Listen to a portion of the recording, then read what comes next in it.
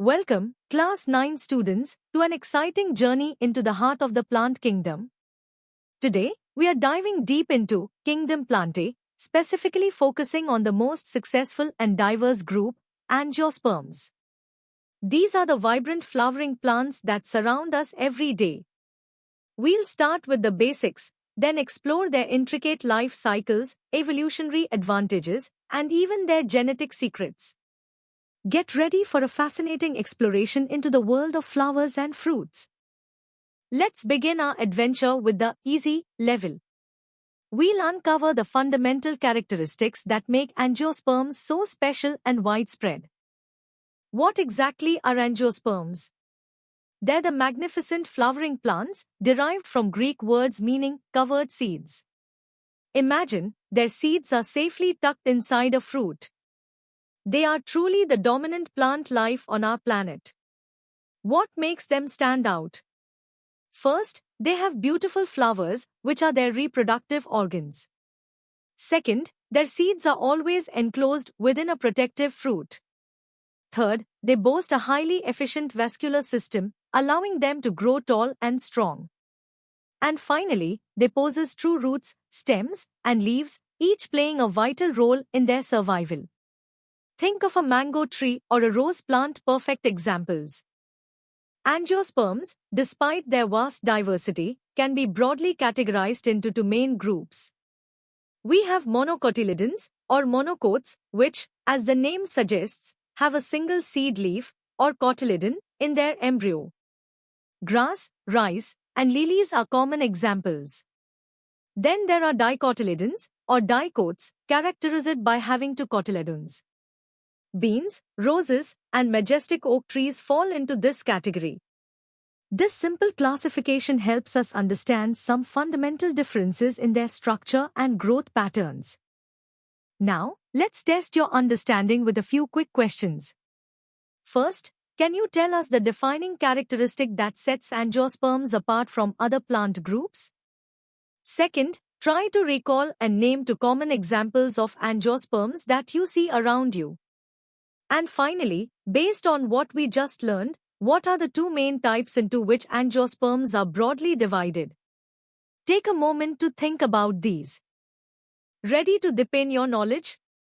At the medium level, we'll explore the intricate structures and processes that define angiosperm life. Let's look closely at the heart of an angiosperm, the flower.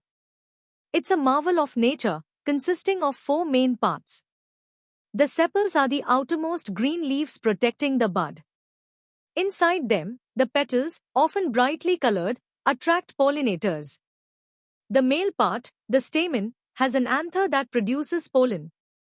And finally, the female part, the carpel or pistil, has a stigma to receive pollen, a style, and an ovary containing ovules, which are potential seeds. Each part plays a crucial role in reproduction. Reproduction in angiosperms is a fascinating two-step process. First, pollination occurs where pollen grains are transferred from the anther to the stigma. This can happen within the same flower or between different plants. Once on the stigma, a pollen tube grows down to the ovule. Then comes fertilization, where male gametes from the pollen fuse with the egg cell within the ovule. This fusion is the magic moment that kickstarts the development of a new plant. Following successful fertilization, a remarkable transformation takes place. The ovule develops into a protective seed, which contains the embryo of the new plant. Simultaneously, the entire ovary matures and expands to form a fruit. This fruit serves two vital purposes. It safeguards the developing seeds and aids significantly in their dispersal, allowing new plants to grow in different locations. Angiosperms are also crucial for us. They provide most of our food, timber for building, many medicines, and fibers for clothing, truly indispensable. Time for some medium-level questions. First, can you describe the main parts of a typical flower? Second, explain the process of pollination in angiosperms. Third, what structure develops into a fruit after fertilization? Fourth, list 3 important economic uses of angiosperms. And finally, based on the number of cotyledons, how do monocots and dicots differ? Think carefully about each answer. Now, let's challenge ourselves with the hard level.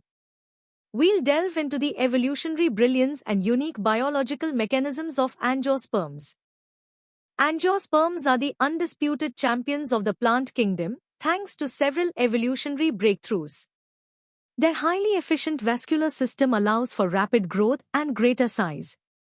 Crucially, they developed a stunning partnership with animals through coevolution, where flowers evolved specific traits to attract pollinators, ensuring precise and effective pollen transfer. Their seeds, nestled safely within fruits, benefit from superior protection and diverse dispersal methods, greatly enhancing their chances of survival and spreading. And a unique process called double fertilization ensures optimal nourishment for their embryos.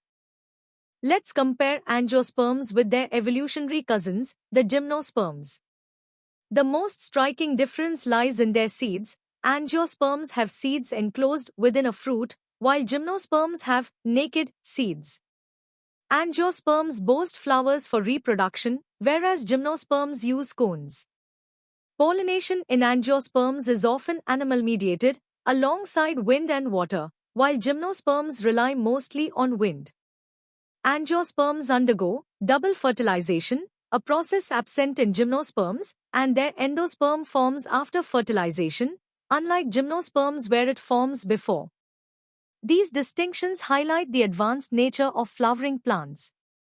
The incredible diversity we see in angiosperms is largely a result of adaptive radiation.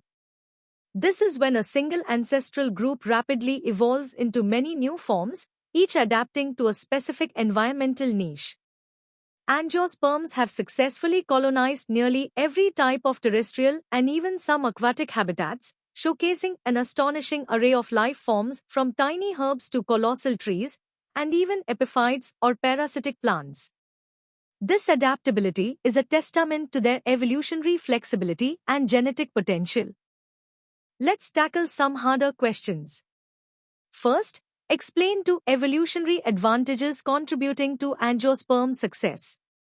Second, describe double fertilization and its significance. Third, how do angiosperm and gymnosperm seeds differ? Fourth, what is adaptive radiation and how has it shaped angiosperm diversity? Fifth, name the nutritive tissue from double fertilization. Sixth, provide an example of both an angiosperm and a gymnosperm. Lastly, why is coevolution with pollinators a significant advantage? Pause and ponder your answers. Are you ready for the ultimate challenge? Welcome to the hardest level. Here, we'll explore the cutting-edge science, genetic insights, and profound ecological impact of angiosperms. Modern angiosperm classification, like the Angiosperm phylogeny group or APG system, has moved beyond simple visible traits. It integrates molecular data, like DNA sequencing, to map out their true evolutionary relationships. This has led to the identification of basal angiosperms, ancient lineages like water lilies, revealing primitive traits. We also now distinguish magnolides as a distinct group, separate from the two major clades, monocots, with their single cotyledon and parallel leaf veins, and eudicots, the largest group, characterized by two cotyledons and net-like venation. This genetic approach provides a more accurate picture of their evolutionary tree. The intricate beauty of a flower isn't random, its development is precisely orchestrated by a genetic blueprint, famously explained by the ABC model. This model proposes that specific combinations of three gene classes A, B, and C determine the identity of each floral whorl. A genes alone specify sepals. A and B genes together produce petals. B and C genes lead to stamens, and C genes alone form carpels. Any mutation in these regulatory genes can cause fascinating, homeotic transformations, where, for instance, a flower might grow petals where stamens should be, revealing the elegant control exerted by these genetic switches. Angiosperms exhibit remarkable pollination syndromes where floral traits like color, shape, and scent have precisely co-evolved to attract specific pollinators, from buzzing bees to hovering hummingbirds. This specialization boosts pollination efficiency but also makes plants vulnerable if their pollinator population declines. To ensure genetic diversity, many angiosperms employ outcrossing mechanisms like self-incompatibility, preventing self-pollination. However, some also utilize apomixis, a form of asexual reproduction through seeds, which guarantees seed production but at the cost of reduced genetic variation. These diverse strategies highlight the evolutionary pressures shaping angiosperm reproduction. Angiosperms are not just pretty faces, they are the ecological backbone of terrestrial ecosystems. They form the primary producers in most food webs, providing food and habitat for countless organisms. Their extensive root systems help regulate water cycles and prevent soil erosion. Regions teeming with high angiosperm diversity often correlate with global biodiversity hotspots, areas rich in unique species but critically threatened. Protecting these hotspots is paramount, not just for the plants themselves, but for the myriad of life forms and essential ecosystem services they support. Our entire agricultural system is built upon angiosperms, making their conservation, especially of wild relatives, crucial for our future food security. Now, for the deepest dive into your understanding. Here are the first 5 challenging questions. First, discuss how molecular data has influenced modern angiosperm classification, referencing the APG system. Second, explain the ABC model of floral development, detailing how different gene combinations determine floral organ identity.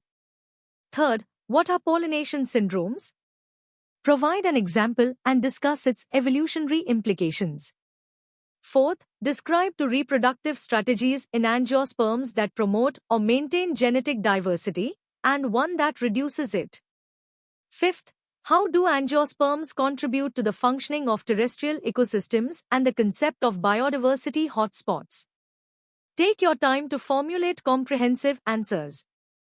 Continuing with our hardest questions, here are the next 5. Sixth, differentiate between monocots and eudicots based on at least 3 morphological features, including their root systems. Seventh, elaborate on the process of endosperm formation in angiosperms and its ploidy level, comparing it with the nutritive tissue in gymnosperms. Eighth, what is the significance of self-incompatibility in angiosperm reproduction? Ninth, discuss the challenges and importance of conserving angiosperm genetic resources in the context of modern agriculture. And finally, 10th, provide an example of a basal angiosperm and explain why it is considered basal in the angiosperm phylogeny. These questions require critical thinking and detailed knowledge. And that concludes our in-depth exploration of Kingdom Plantae, angiosperms. From their vibrant flowers to their crucial ecological roles, we've uncovered the incredible world of flowering plants. Remember, understanding these fundamental biological concepts is key to appreciating the natural world around us. For more such engaging and comprehensive educational content, make sure to visit synapse.omaps.in. Don't forget to like this video, share it with your friends, and subscribe to our channel for more exciting lessons. Keep learning, keep exploring, and stay curious.